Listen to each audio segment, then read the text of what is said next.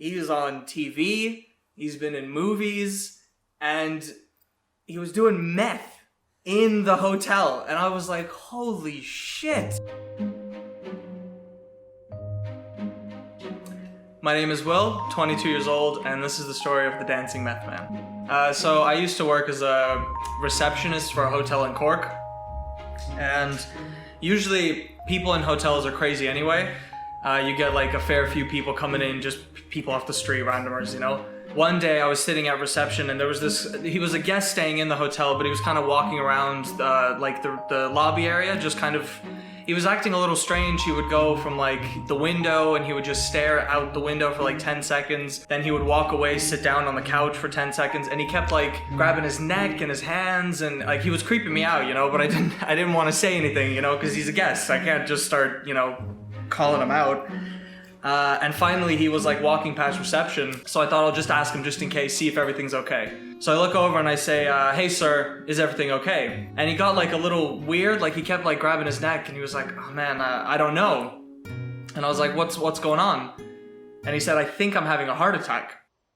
And obviously when you're sitting at reception, the idea is that, you know, you want the area to be as safe, as clear as possible, everyone to be okay. And I kind of startled. I was like, you think you're having a heart attack? And he was like, yeah, like I'm checking my pulse. I think I'm having a heart attack. So I kind of jumped up. I was like, please sit down, just breathe, you know? And we were kind of asking him, what do you want us to do? I had another receptionist with me, thankfully, at the time. It's like, what do you want us to do? I was like, do you want us to ring an ambulance? And he was like, I think that's the best idea. So the other receptionist calls the ambulance and they're going through the motions on the phone. So just asking questions. The guest is sitting opposite reception. So I'm at the computer and he's in my vision, like in my eyesight line, but like not really. I kind of have to peek behind the computer.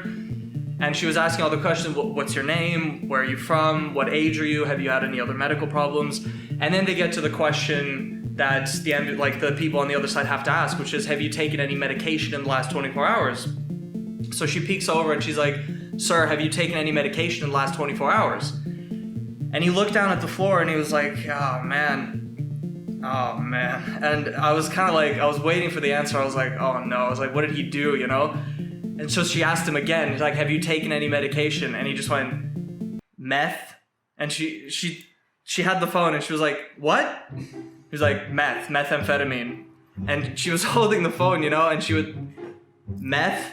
And then obviously the person on the other line was like, what? And she was like, methamphetamine. And I was sitting behind the computer, you know, and I'm listening to the conversation, I'm kind of peeking, and then I heard meth, and I was like, excuse me? I peeked around, you know, I was like, holy shit. Because it's not something you hear on a daily basis, you know, like, people do crazy shit in the rooms, but not this crazy, you know? For the next 4 hours it took this ambulance to arrive. 4 hours this guy was having panic attacks, like he was going crazy. So we had him in next to the reception. I was like coaching him. I was like, okay, breathe in, breathe out, breathe in. I was trying to get him to control his breathing just so that he wouldn't panic, you know? And like, man, like it's not funny now, you know, but guests were coming into the hotel and I'm sitting with this guy and I'm like, okay, breathe in. And he's like, breathe out, you know? And guests are walking through and I'm just like, hey, don't worry about it. And then the other receptionist would have to like grab them quickly, you know? And we were just sending people up to their rooms. Like they weren't paying or anything. We were just like, here's your room key, just go up, you know? Because we had to deal with the situation. Or like, you know, they'd be asking you for directions to like museums and shit. And you're like, oh man. You're like, holy shit, dude. And but you can't say to them like, there's a guy about to fucking die like 5 meters away from you, you know? So you just have to sit there and be like, it's just down the street. You just take a right, left, you know? You just walk down here.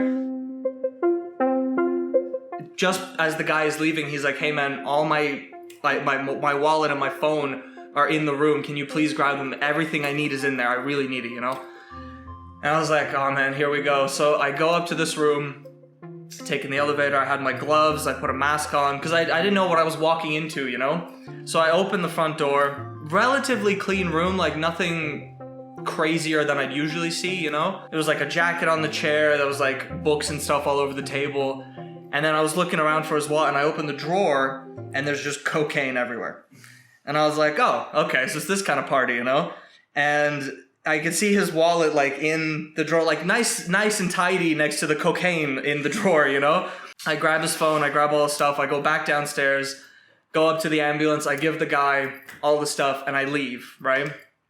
And I'm kind of thinking, I'm wondering, I'm like, there had to have been some kind of sign that this guy was gonna do this. So I start going through his reservation. I'm trying to see, okay, maybe did someone else pay for the room? Did he steal a credit card? Maybe he used someone else's card, you know, different name. And I come across that the room was booked by a famous Irish dance company.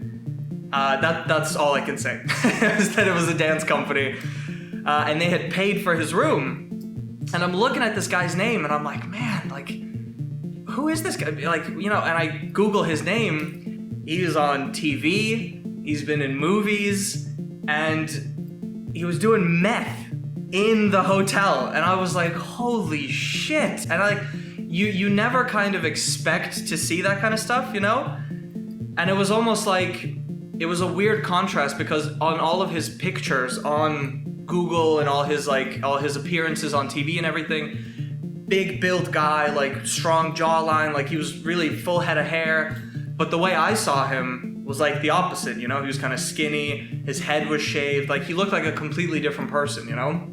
It was just a really, really interesting contrast to see between like what he was and how far down it had gone, you know? So that was the end of that night, and then I came into work the next morning, and obviously people had heard about the story and they were kind of asking like what was going on. And the guy came in, he was having breakfast, and he came out of breakfast to the reception desk, and I was standing there and I looked at him and I was like, oh shit. I was like, I didn't know what his reaction was gonna be, you know?